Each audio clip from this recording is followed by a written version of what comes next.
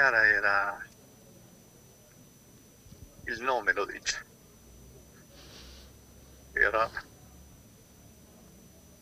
entrava il sole e le foto che vi stanno circolando, così era lei, sempre sorridente, solare. Sono le parole di un papà orgoglioso della propria figlia, quelle pronunciate da Gianfranco Iaconis, il papà di Chiara, la trentenne padovana, morta a Napoli dopo essere stata colpita alla testa da una statuetta di onice precipitata dal terzo piano di un palazzo dei quartieri spagnoli.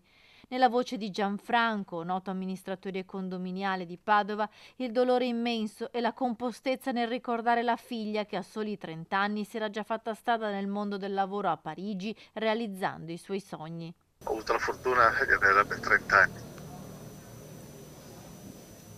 È stato un grande privilegio che la vita mi ha dato. Chiara, quando viveva a Padova, era stata impegnata anche in parrocchia, dove aveva recitato in un musical e proprio nella chiesa della Madonna Incoronata, nel quartiere della Sacra Famiglia, dovrebbero celebrarsi i funerali della giovane quando la Procura di Napoli darà il nulla osta. Nelle prossime ore, infatti, dovrebbe essere disposta l'autopsia. Il papà di Chiara, dopo aver ringraziato i medici napoletani per le cure rivolte alla figlia, ci tiene a rivolgere anche un ringraziamento al sindaco di Napoli, Gaetano Manfredi, che gli ha fatto sentire la sua vicinanza in questi giorni strazianti. E ho dimenticato di ringraziare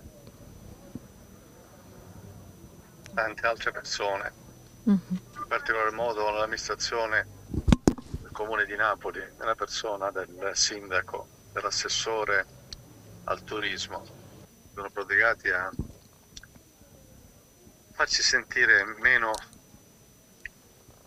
fuori casa di come siamo.